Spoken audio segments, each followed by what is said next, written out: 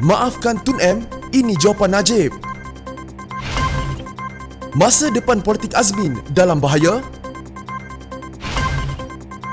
Anwar tidak dipilih rakyat, tegas Tun M. Mahathir cabar pelantikan Speaker Dewan.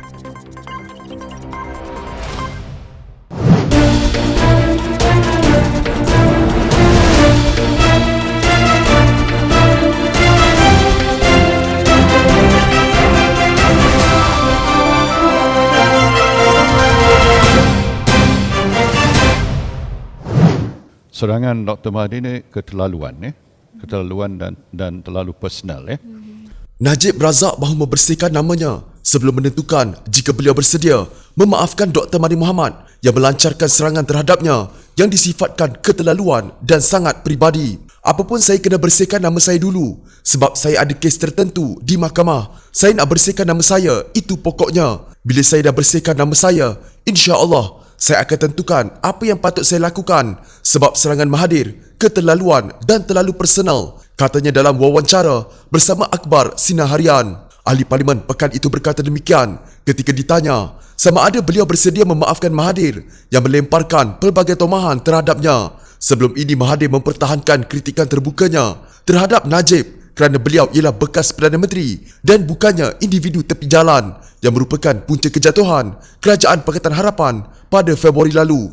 Ini bukan seorang individu di tepi jalan. Ini adalah bekas Perdana Menteri.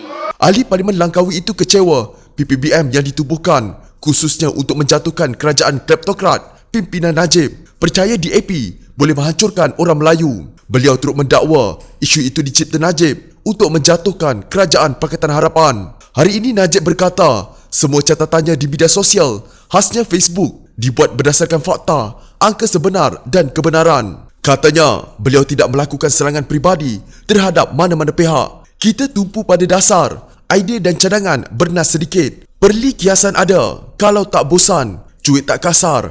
Cara itu, politik matang dan sehat, katanya lagi.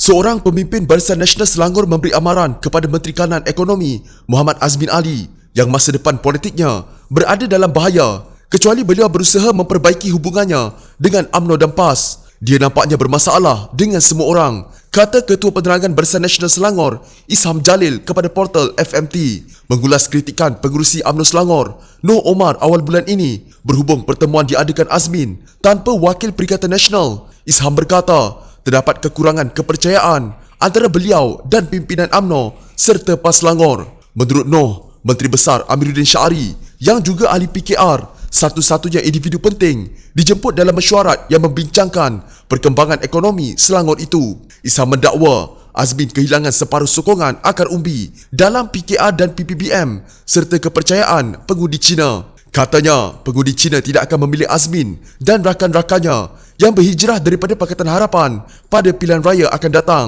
Saya rasa dia ada masalah besar ketika ini, katanya. Isham berkata, Azmin perlu berusaha memperbaiki hubungannya dengan UMNO dan PAS serta melupakan untuk mendapatkan kembali sokongan ahli PKR. Kapal itu sudah berlayar, katanya. Yang di-Pertua PAS Gombak, Salihuddin Mohamad Nasir, turut mengkritik Azmin berhubung pertemuan dengan Amiruddin dan menunjukkan keengganan untuk bekerja dengannya. Azmin adalah ahli Parlimen Gombak. Isham juga bercakap mengenai rancangan bagi pilihan raya umum ke-15, mengatakan UMNO Selangor lebih suka bertanding bawah perjanjian muafakat nasional dengan PAS. Tidak ada perjanjian formal di pihak Perikatan Nasional selain muafakat nasional, katanya. Mengenai sama ada UMNO Selangor boleh bekerjasama dengan PPBM, beliau berkata ia bergantung kepada kesediaan parti itu untuk memperbaiki hubungan dengan UMNO. Retorik negatif seperti UMNO tidak popular, UMNO parti yang kalah seperti diucapkan pemimpin PPBM tidak membantu memperbaiki hubungan dan hanya memburukkan lagi keadaan, katanya.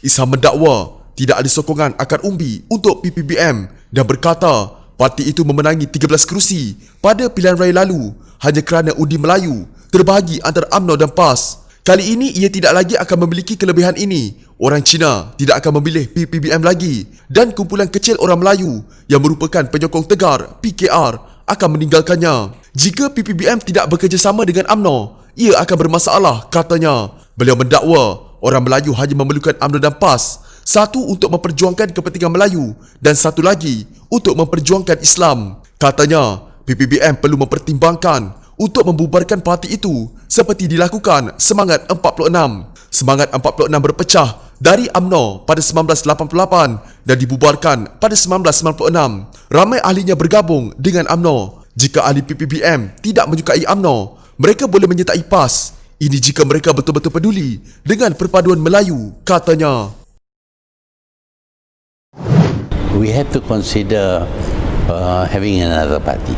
Jika mahkamah yang membuat pertimbangan berhubung penyingkiran beberapa ahli parlimen bersatu membuat keputusan tidak seperti diharapkan Dr. Mahathir Mohamad pada awal Ogos ini, sebuah lagi parti politik mungkin akan ditubuhkan. Jika kami digugurkan, kami harus mempertimbangkan kemungkinan untuk menubuhkan parti lain, kata ahli parlimen Langkawi dan bekas Perdana Menteri Dr. Mahathir Mohamad. Bercakap kepada Channels News Asia, ahli politik berusia 95 tahun itu tidak membuat ketetapan sama ada akan menyertai pilihan raya umum akan datang atau tidak. Itu hal yang belum saya putuskan, tetapi saya akan memainkan peranan sangat besar dalam berkempen dan lain-lain. Jika saya berusia 98 tahun, apabila diadakan PRU, sudah tentu akan ada kekangan fizikal. Tetapi jika saya sihat, saya akan berikan sebanyak mungkin sokongan yang dapat, katanya. Mahkamah Tinggi Kuala Lumpur menetapkan 7 Ogos sebagai tarikh keputusan mengenai permohonan Presiden Bersatu merangkap Perdana Menteri Muhyiddin Yassin mengetepikan sama dikemukakan Mahathir serta 4 yang lain. Sebelum ini Mahathir dan penyokong setia beliau memohon untuk mencabar keputusan Bersatu menyingkirkan mereka daripada parti berkenaan. Sebelum ini Mahathir pernah membangkitkan kemungkinan untuk menubuhkan parti baru untuk menjadi wadah kumpulannya bergerak dalam politik. Pada 14 Julai, Mahathir berkata beliau dan penyokongnya mungkin bertanding di bawah parti baru jika berlaku PRU mengejut. Beliau juga membayangkan untuk bergerak aktif hanya untuk berkempen berbanding apa yang dilakukannya sekarang. Sementara itu dalam temu bual sama, Mahathir juga berkata Pakatan Harapan tidak mendapat sokongan yang mencukupi daripada orang Melayu. Hal itu kerana katanya parti komponen Pakatan Harapan iaitu PKR, Amanah dan DAP kelihatan menumpukan usaha untuk mengangkat Anwar Ibrahim menjadi Perdana Menteri. Selepas mengadakan perbincangan panjang dan berulang dengan DAP, Amanah dan PKR, perjuangan mereka nampaknya berpusat kepada usaha menjadikan Anwar Perdana Menteri. Ketika ini ada ramai orang yang tidak menerima dia, Anwar. Saya terlibat bukan kerana saya mahu menjadi Perdana Menteri. Saya sudah 2 kali menjadi Perdana Menteri dan cukuplah. Tetapi ramai orang tidak memberi sokongan seperti itu kepada Pakatan Harapan, terutama apabila mereka melihat bahawa parti Melayu mereka tidak kukuh, katanya. Beliau kemudian berkata kerajaannya dipilih oleh rakyat pada PRU lalu, diketuai beliau dan bukannya Anwar. Kamu bercakap mengenai memulihkan kerajaan yang dipilih oleh rakyat. Kerajaan yang dipilih rakyat sebelum ini diketuai oleh saya, bukan Anwar. Jadi kalau kamu jadikan dia ketua, ia bukanlah kerajaan yang dipilih rakyat, katanya. Ditanya jika Anwar perlu menyertai Parti Melayu untuk membolehkan beliau menjadi Perdana Menteri, Mahathir berkata, ia bukan suatu kemestian, sebaliknya, mesti mendapat sokongan orang Melayu. Namun katanya, apabila Anwar meninggalkan UMNO, ahli politik terbabit membuat keputusan untuk menubuhkan parti pelbagai kaum dan menolak parti berasaskan kaum sebagai resis. Anwar tidak dianggap sebagai protagonis bagi orang Melayu kerana dialah yang memulakan parti yang berbilang kaum dan ramai pemimpin dalam parti itu bukan orang Melayu. Orang Melayu sangat curiga terhadap parti bukan Melayu atau berbilang kaum, kata Mahathir. Mengenai tawaran sebagai menteri mentor daripada Anwar, Mahathir berkata beliau sudah ada pengalaman menjadi penasihat kepada beberapa Perdana Menteri. Mereka tak mahu dengar, mereka mahu bertindak sendiri, mereka mahu meninggalkan legasi sendiri. Abdullah Ahmad Badawi dan Najib Abdul Razak tak pernah dengar nasihat saya. Malah semasa dalam kerajaan sebelum ini, Anwar langsung tak mahu mendengar nasihat saya, katanya. Mengenai hubungannya dengan Azmin Ali, Mahathir berkata perspektif politik bekas timbalan Presiden PKR itu terlalu sempit dan hanya menumpukan perjuangannya melawan Anwar. Fokus utamanya banyak menentang Anwar. Perjuangan politiknya hanya berkisar berbalah dengan Anwar. Itu perspektif yang terlalu sempit untuk seorang ahli politik. Kamu patut berfikir untuk membangunkan negara. Kalau tak boleh, hanya kerana kamu tak suka seseorang, kamu jadikan ia asas kepada semua tindakan kamu, katanya. Ditanya sama ada beliau bersedia atau tidak bekerjasama dengan Azmin, Mahathir hanya menjawab, kita akan lihat bagaimana dia bekerja.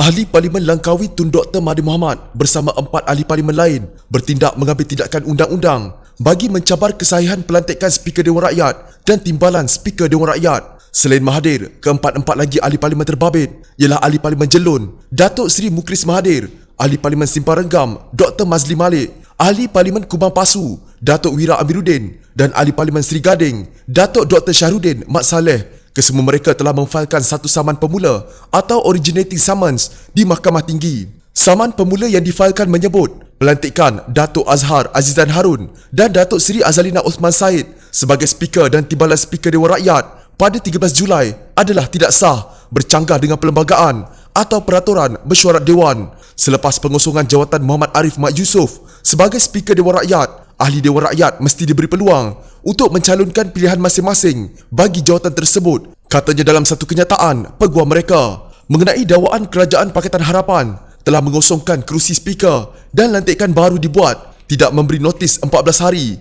Mereka berpendapat tempoh jawatan Speaker adalah dalam tempoh penggal atau hayat Parlimen. Semasa kerajaan terdahulu mengambil alih kuasa, jawatan Speaker kosong secara automatik apabila Parlimen ke-13 dibubar. Berbeza dengan pengosongan kerusi Speaker pada kali ini, di mana tempoh Parlimen masih wujud dan belum dibubar, katanya. Jika anda mempunyai gejala seperti demam, batuk dan sesak nafas, jangan berlengah untuk terus ke klinik atau hospital bagi menjalani ujian saringan. Bersama kita tangani wabak COVID-19.